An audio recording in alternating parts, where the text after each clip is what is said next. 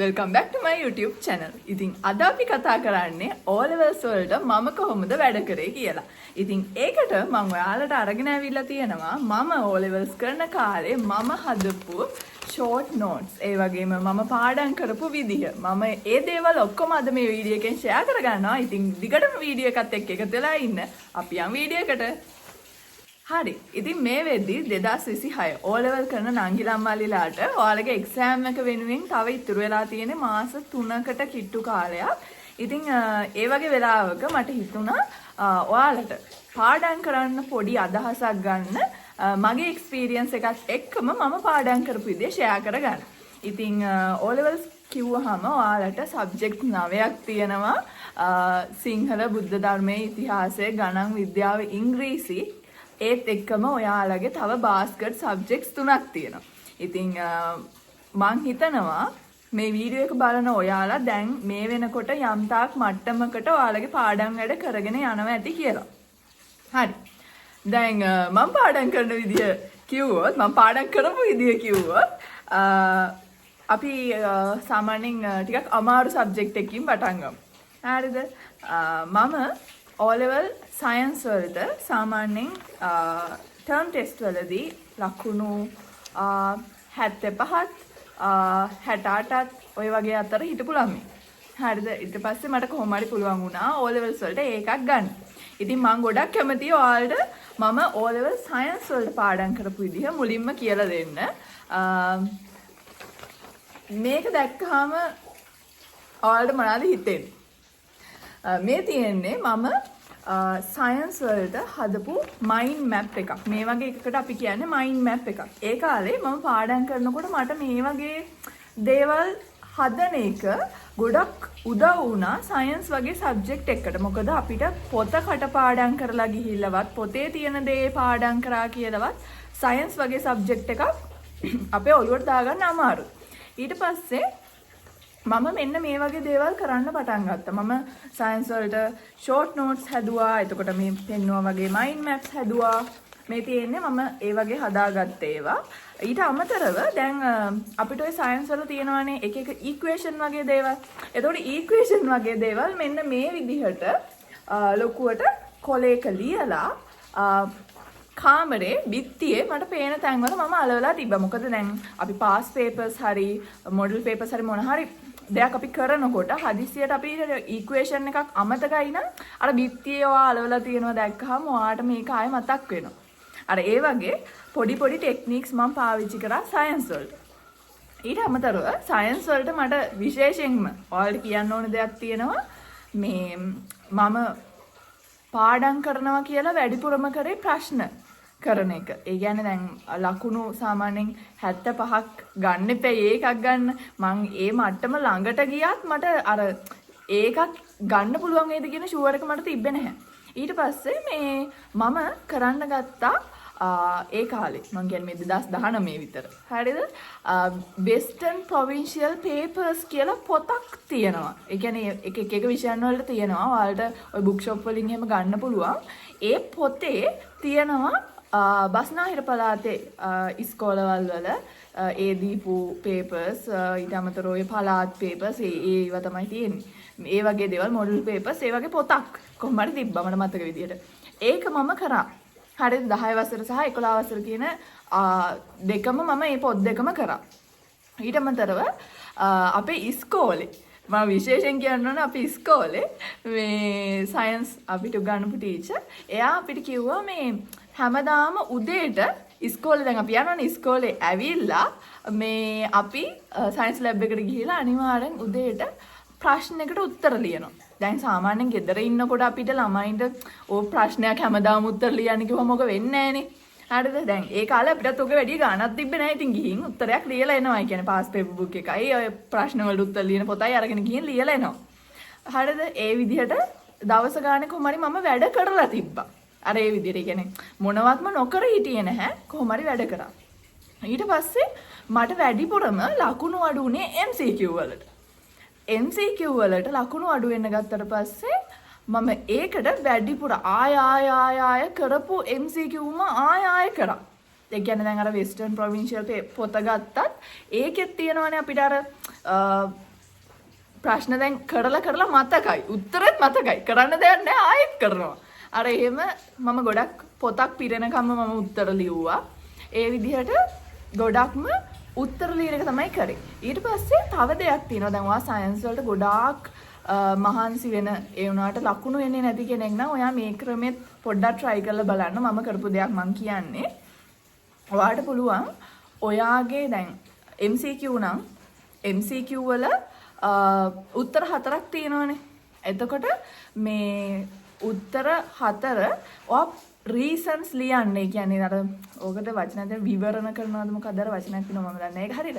මේ ඔයා ප්‍රශ්නේ තියෙනවානේ ඒ උත්තරය ඇයි මේක උත්තරේ වෙන්න හේතුව කියලා උත්තරේට හේතුවත් හොයලා පුළුවන් නම් එතනින් ලියා ගන්න. ඒ වගේ පොඩි ට්‍රික්ස් මම පාවිච්චි කරා ඔය සයන්ස් වලට ලකුණු වැඩි කරගන්න. ඊට පස්සේ තව දෙයක් තියෙනවා දැන් ඔයා ප්‍රශ්නයකට උත්තරයක් දන්නේ නැත්නම් ඒකට අදාළ කොටස විතරක් ටෙක්ස්ට් බුක් එකෙන් බලන්න. එහෙම නැත්නම් ඒකට අදාළ තියරි කොටස විතරක් පාඩම් කරන්න. අර මුළු පොතම පාඩම් කරන්න යන්න එපා ප්‍රශ්න වලට උත්තර ලියන වෙලාවේ. ඔන්න ඔය ටික තමයි සයන්ස් වලට මම සාමාන්‍යයෙන් කරපු දේවල්. දැන් මෙතන තියෙන ගොඩක් දේවල් මම සයන්ස් වලට පාවිච්චි කරපු දේවල්. ඊට පස්සේ මැත්ස් ගණන්. හරිද? ගණන් වලට මෙන්න මේ වගේ පොඩි දේවල් ඉතින් මම කරා. ඒ කියන්නේ මෙහෙමයි මම සාමාන්‍යයෙන් අර කොහොමද කියන්නේ? පොඩ ක්‍රියේටිව් පැත්ත තියෙන ළමයෙක්. ඒ කියන්නේ මට දේවල් ලස්සන තිබ්බ නැත්නම් පාඩම් කරන්න හිතෙන්නේ. ඉතින් ඒ නිසා තමයි මම මේ වගේ දේවල් කරේ. දැන් ඔයා එහෙම ළමයෙක් නෙවෙයි නම් ඔයා බලෙන් මේ වගේ දේවල් කරන්න යන්න එපා. මේ ඔයාට සාමාන්‍ය මතක හිටින විදිහට පොඩි ෂෝට් නෝට් එකක් දාගෙන යන්න. ඒ කියන්නේ මේ වගේ දැන් මේක නම් මොකද්ද මේ area and volume. අර එක මේ වගේ තියෙන ඒවා මම දන්නේ නැහැ මට දැන් මතකත් නැහැ මේවා. මේ ඒ විදිහට පාඩම් කරා. මම මේ ඔයාලට අයිඩියා එකක් ගන්න විතරයි මේක කියන්නේ. හරිද? ඊට පස්සේ ඉතිහාසය ගත්තාම මම ඉතිහාසයේ ටෙක්ස්ට් බුක් එකෙන්ම තමයි ගොඩක් පාඩම් කරේ. ඊට අමතරව මම මේ වගේ මේ චූටි වෙට පොඩි වෙට ඒ කියන්නේ පාඩම් කරන්න අවශ්‍ය කොටස් වලට විතරක් ෂෝට් නෝට් එහෙම හදාගත්ත ඒවා තියෙනවා. ඒ කියන්නේ සම්පූර්ණ පාඩම් පිටින් ෂෝට් නෝට් ගහපු ඒවා එහෙම නැහැ. අපිට හැබැයි එක සැරයක් ඉස්කෝලේදී කිව්වා එහෙම කරන්න කියලා. ඒවටත් මම ෂෝට් නෝට් හැදුවා. දැන් මට ඒක හොයාගන්න විදියක් නැහැ. කොහොම හරි මං ගාව මේ මම එහෙම හදපු මේ ඔයාලට පේනවද දන්නේ මේ මෙන්න මේ විදිහට එක ෂෝට් නෝට්ස්.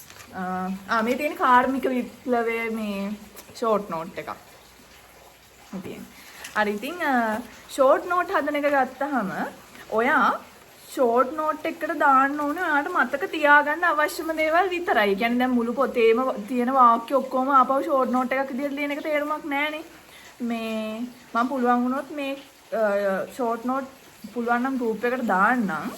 මේ ඒ කියන්නේ දැන් හරි උදාහරණයක් විදිහට මේ එක සොයා ගැනීම කියලා කියන්නකෝ. ඒ වගේ දේවල් ඒ වර්ෂයත් එක්ක කවුද හොයාගත්තේ මොකද්ද හොයාගත්තේ අර ඒ විදිහට මේ වගේ chart එකක් විදිහට පාඩම් කරන්න පුළුවන්. අර ඒ වගේ එක ක්‍රම තියෙනවා පාඩම් කරන්න. ඔයාලා කියන්නේ ඔක්කොම දේවල් දැන් මේ හැම මේ ලොකු පාඩමක් නම් ඔයා ඒ දේවල් ටික ඔක්කොම එක තැනකට ගන්න එපේ. අන්න ඒක තමයි මේ ෂෝට් නෝට් එකකින් කරන්නේ. හරි. ඊට අමතරව සිංහල වලට ඒත් ගොඩක් කට්ටිය බය වෙලා අනිනේ සිංහල කොහොමද කරගන්නේ කියලා. ඒකේ ඔය ව්‍යාකරණ කොටස් එතකොට අර අහන මේ මොනවද ඒවට කියන්නේ අක්ෂර අර ඒ සම්බන්ධ දේවල් තියෙන්නේ. ඒ පාඩම් වලට මේ මම ගොඩක්ම කරේ පාස් පේපර්ස් වල මේ ප්‍රශ්න වලට උත්තර ලියන එක. හරිද? දැන් ඔයාලට මේ පේන්නේ මම එහෙම කරපු එකක්.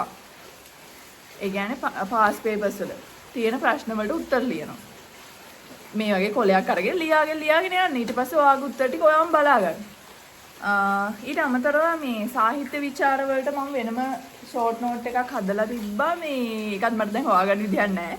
මේ සාහිත්‍ය අර මොකක්ද කියන්නේ සාහිත්‍ය කෘති එතකොට ඒ කතුවරු අර මේ සාහිත්‍ය පොතේ තියෙන අර පළවෙනි පිටුව පාඩමේ පළවෙනි පිටුවේ තියෙන විස්තර ටික ඔක්කොම දාලා එක ෂෝට් නෝට් එකක් හදාගන්න. අන්න එහෙම මං හදලා තිබ්බා. මට දැන් ඒක හොයාගන්න විදිහක් නැහැ. ඊට පස්සේ විචාර ගැන කතා කරාම මම ගොඩක්ම මේ තියෙන මම ලියපු විචාරයක් වලට මේ මගේ නමත් එක්කම තියෙන්නේ මේ විචාරයක් තියෙන්නේ. මේකට මට තියෙනවා 15න් 14ක් තියෙනවා. මේ විචාර මම ගොඩක්ම ලිව්වේ කවි පාඩම් වලින්. මන් දන්නේ එක විදිහට මේ වෙනස් වෙනවනේ. Taman කැමති දේ අනුවනේ Taman විචාර ලියන්නේ. දැන් මම ගොඩක් තෝරගත්තේ කවි පාඩම්. මොකද මට කවි කියනවා මතක තියාගන්න ලේසි. අර කවිය නිකන් කටපාඩම් කරන්න නැත්නම් තාලෙට කියන්න කටපාඩම් කරන්න තියෙන්නේ. ඒ වගේ මම ගොඩක්ම කවි තියෙන පාඩම් තමයි පාඩම් කරේ. අර ලොකුවට මේ මොනවද හැලි වගේ තියෙනවා මම ගොඩක් වෙලාවට එහෙම පාඩම් කරන්න ගියේ නැහැ. ඒ වුණාට ඒ පාඩම් අතාරින්නත් එපා. ඒ වගේ ඔයාලට අර කෙටි ප්‍රශ්න වලට අහන දේවල් ඒ පාඩම් ගැන ඒ මට්ටමට අවබෝධය තියාගන්න. මේ කවි පාඩම් ගොඩක්ම ඔයාලට වැදගත් වෙනවා මේ අර ලේසියෙන් විචාරයකට ලකුණු ගන්න. මොකද අපි කවි 3ක් හෝ 4ක්නේ අනිවාර්යෙන් දාන්න ඕනේ. ඒ කියන්නේ ගොඩක් වෙලාවට තියෙන නිදර්ශන නිදසුන් 3ක් ඇසුරෙන් පැහැදිලි කරන්න වගේනේ. ඒ වගේ වෙලාවට කවි 3ක් දාපුවම ඇති. හැබැයි කවිය හොඳට පැහැදිලි කරන්න ඕනේ. හරිද? ඔය ඒක. ඊට පස්සේ මම ආසම දෙයක් තියෙනවා වීඩියෝ එක ඉවර කරන්න කලින් මේ තියෙන්නේ මගේ 11 වසරේ සයන්ස් පොත. මම මේක තාමත් මගේ ගාව ආදරෙන් තියාගෙන ඉන්නේ. ඒ කියන්නේ මම හරි ආසයි මම මේ වැඩ කරලා තියෙන විදිහ. මම ඔයාලට පිටු කීපයක් පෙන්නන්නම්. ඒ කියන්නේ නෝට්ස් හදනවා කියන එක මට නිකන් ඒ කාලේ හොබි එකක් වගේ. දැන් සමහර ළමයි ඉන්නවනේ ඔය කැමති නෑ ඉතින් රූපන්ින් දාලා වණ්ඩ කරන්න කැමති නෑ. එයාලට නෙමෙයි මම මේ කියන්නේ. ඒ වගේ දේවල් කරන්න ආසයි ඉන්නවනේ. දැන් ඔයා grade 10 කෙනෙක් නම් මේ වීඩියෝ එක බලන ඔයාලට තව කල් තියෙනවා. එතකොට ඔයාලට මේ වගේ දෙයක් කරලා පාඩම මතක තියාගන්න පුළුවන්. නේද? ඔන්න ඔය විදියට. හරිද? ඔය ටික තමයි අදට මේ වීඩියෝ එකෙන් මට කියන්න ඕනේ උනේ.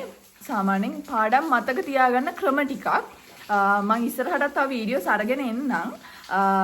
ඔයා මගේ channel එකට අලුත් කෙනෙක් නම් අනිවාර්යයෙන්ම මේ channel එකත් subscribe කරලා එකතු වෙන්න කියලා මතක් කරනවා.